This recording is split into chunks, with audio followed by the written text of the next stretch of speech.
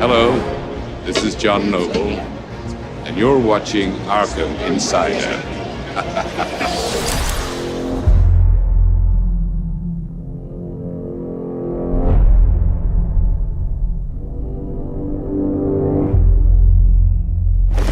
Gaz Deeves here from Rocksteady Studios with a brand new episode of Arkham Insider for you. We've got a Batmobile Double-Bill for you today. You want pursuit mode? We've got awesome new footage of a Riddler racetrack. And if you want battle mode, we're doing a deep dive on some of the awesome features with our very own game director, Mr. Sefton Hill.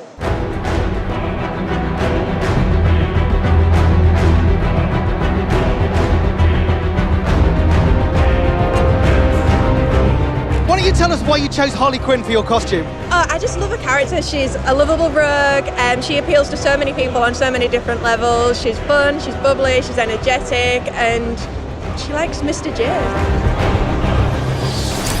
We promised you a battle mode deep dive, and here we are in front of the Batmobile with Rocksteady's very own game director, Mr. Sefton Hill. Sefton, what inspired you to add the Batmobile to the Arkham series?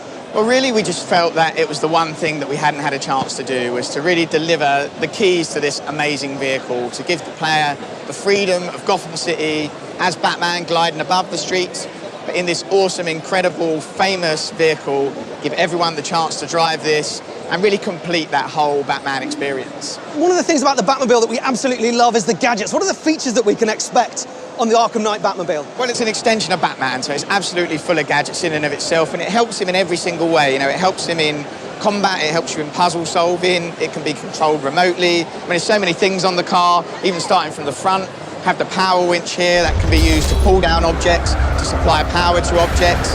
And then as we move back across the car, you've got the cockpit, kind of a fighter pilot style cockpit, shoots backwards and forwards, instant access. These immobilizer missiles here that Batman can use in pursuit mode to take down other vehicles.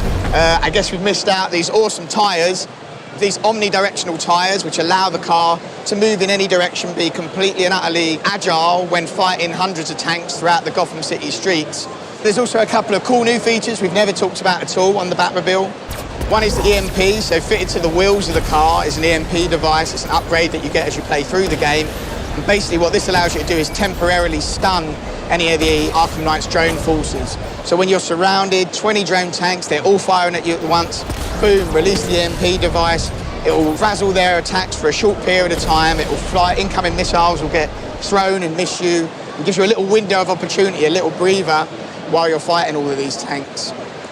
And secondly, on top of the turret there, you can just see it right on top of the turret, is what we call the drone virus. So Batman and Lucius Fox actually has developed this technology which allows him to hack into drones and flip them. It basically corrupts their friend or foe targeting device and they'll start attacking their own drones.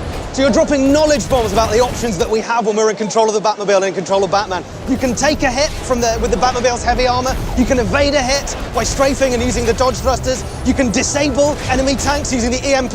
You can destroy them using the heavy weaponry, and you can even turn them to your side. That's right, yeah. I mean, if you look at it, this is one car. I mean, it's one car versus an army. So this has to be the most badass car you've ever seen, because you are literally taking on thousands of troops, hundreds of tanks, hundreds of drone forces. So this is all that stands between Gotham being completely taken over and Batman protecting his city. Well, Batman's only got one car, but one car is all he needs. Sefton, thanks so much for giving us this deep dive on battle mode. Let's throw across to Dax on the world's most comfortable couch, who's going to show you pursuit mode and a brand new Riddler racetrack.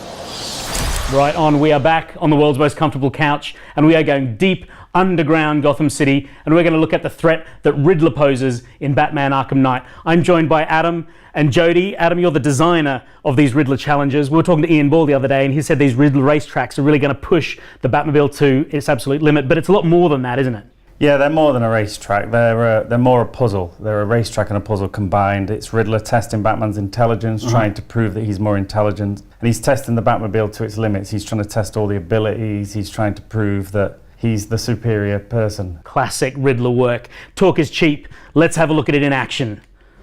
So we've got 3 circuits, and as you said, there's sort of an intellectual challenge going on here. Talk us through that.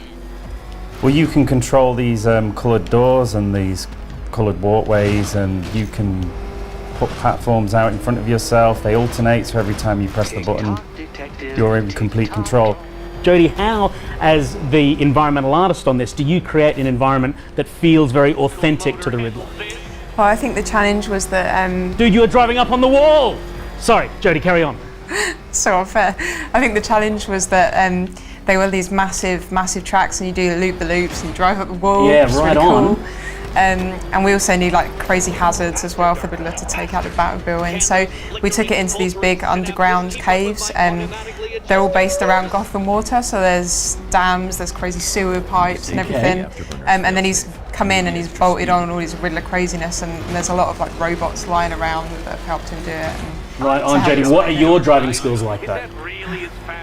Take the wheel, take the wheel. So Adam, give us some tips. I mean, you created this. This came out of your brain.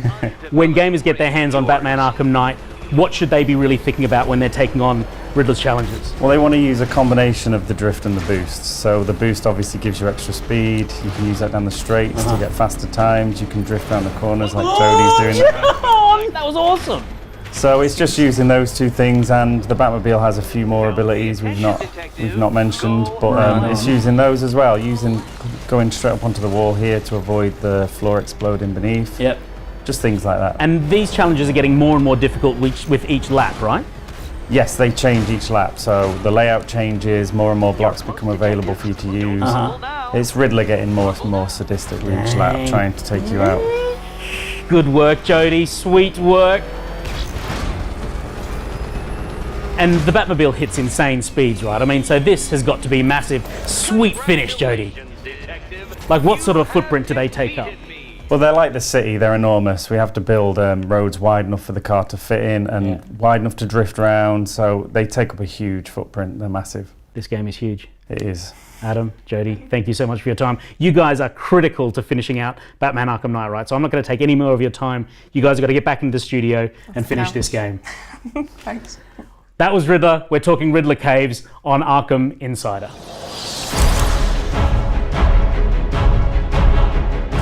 It wouldn't be an episode of Arkham Insider without us taking your burning questions straight from the community. This week we've taken them from the hashtag #AskArkham, as well as from people who've directly contacted Sefton via Twitter at Sefton Hill. First question comes from CJ Matrellis, who asks, is it true that the game has in-game cutscenes, so our costume choices will carry over into cutscenes? Yeah, so the cinematics in the game are rendered real time now. So if you're wearing a different skin for Batman, that skin is going to carry into the cinematics. It looks great as well. And we really wanted to make sure that the character you're playing is the character that appears in the cinematics. It's the same person. People you interact with are the same people from the cinematic. So yeah, the skins you wear, the characters you play, no loading screens as you play through the whole game. You can play from the start of the game to the end of the game. You won't see any loading screens. That's all a really big, important thing for us. Next question comes from Iconic Records. What kind of Easter eggs can we expect in the game? You can expect a lot of Easter eggs and more in this game, probably in the last two games put together. But I don't want to ruin anything, I don't want to spoil anything. I think part of the fun is finding those things. There's some really obscure ones, there's some much more obvious ones. There's just a ton to find, and I think players are really going to enjoy it. Next question comes from Arkham Knight 01.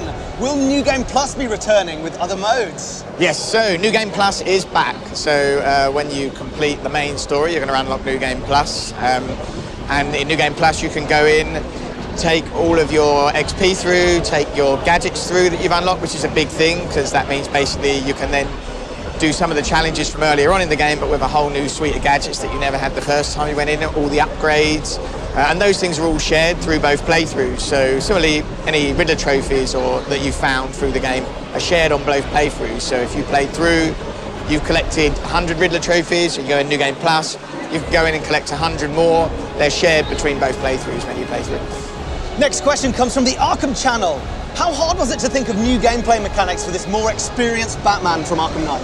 For the first game, we basically put all the ideas that we had into that game, and then at the end of the game, you feel a bit drained, and then you go away and have a holiday, and suddenly you're like, wow, like there's a whole new load of stuff we could do. And it was a very similar experience finishing Arkham City, put everything we had into that game, we came back for Arkham Knight, thought, okay, what can we do? Obviously the Batmobile being a huge new feature, lots of new gadgets and abilities for that. We also looked at the existing gadgets, a number of those return, and they have new abilities. Say like the Batclaw now has a new upgrade ability where you can use that to instantly take people down in combat, so you pull them into you and it smashes them down into the ground and takes people down. We have gadgets while gliding for the first time. So there's lots of new features in there that bolster your existing skill set. So all these skills that you've learned from the first couple of games, you'll bring to this game, and then they'll have new things you can do with all of those gadgets that you know and love. Last question comes from Martino, who asks, Sefton, can you release the game already? Well, we're so close now. We're just 3 weeks to go, and everyone's going to get to be the Batman. That's all we've got time for. If we answered one of your questions on today's show, a t-shirt is winging its way to you. And in the meantime, be the Batman.